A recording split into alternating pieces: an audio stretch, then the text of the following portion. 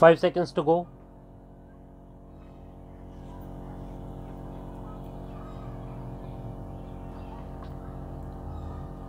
Start. However, it is our responsibility to strike the right balance between development and sustainability. The environment in this state, as well as the other northeastern states, needs to be preserved with care. We must adopt practices which are beneficial not only to us but also to the nature.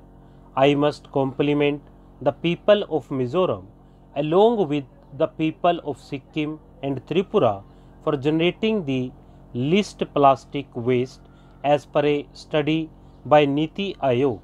This is a good example of responsible consumption and production which our young students will further strengthen. I have been told that despite busy traffic, the dutiful people of Aizawl refrain from honking. This practice is worth appreciating and may be adopted by people in other cities too. Ladies and gentlemen, the northeastern region of our country popularly has immense potential for trade and development. Mizoram, being a landlocked state, does not have access to sea but shares its borders with both Bangladesh and Myanmar, besides the Indian states of Assam, Tripura, and Manipur. The agreement for development of international trade hearts at borders with Bangladesh, which was recently signed by the two countries, is a step which would lead to better connectivity and trade. Of even greater importance is the Kaladan multimodal transit transport project, which seeks to create facilities for shipment of cargo from the eastern ports of India to Myanmar as well as to the northeastern part of India through Myanmar. It will connect Sitwe port in Myanmar to the Indian-Myanmar border, thereby contributing to the economic development of the northeastern states of India. I hope more of such projects are identified and encouraged for holistic development of the northeastern states and our neighboring countries. Ladies and gentlemen, I have always emphasized on promoting universities' social responsibility or USR, just as the corporate social responsibility or CSR for the business enterprises.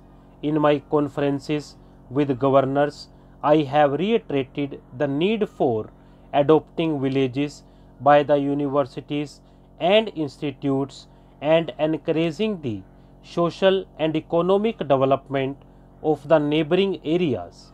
But in case of Mizoram University, I was pleasantly surprised to know that it has already established Yunus Special Business Center inspired by the ideals of Nobel laureate Muhammad Yunus, who changed the lives of numerous people.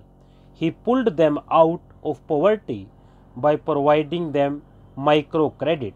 I hope this initiative of Mizoram University will also help the people of this state as well as other parts of the country in bringing a positive change in their lives.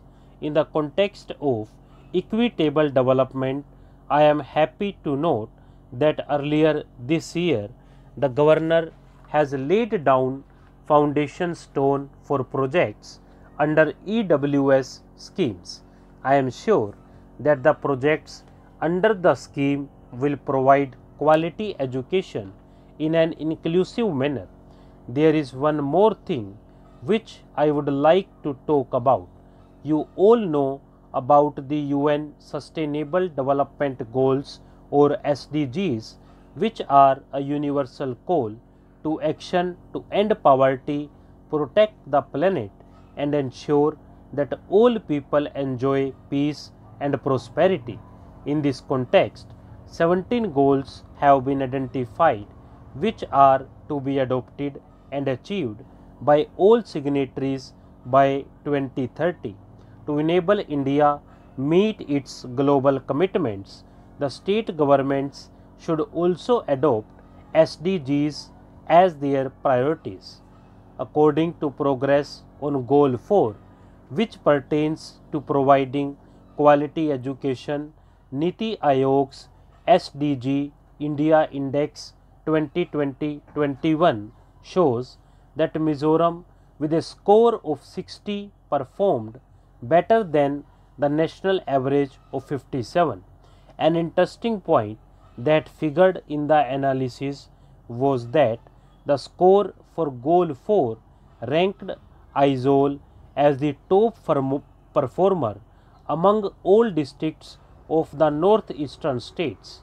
I urge the people of Aizawl to handhold and encourage people in the other districts of the state to improve their social indices and participate in the process of national development.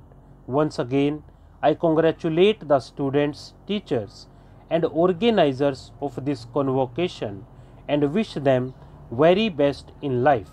Thank you. Jai Hind. Stop.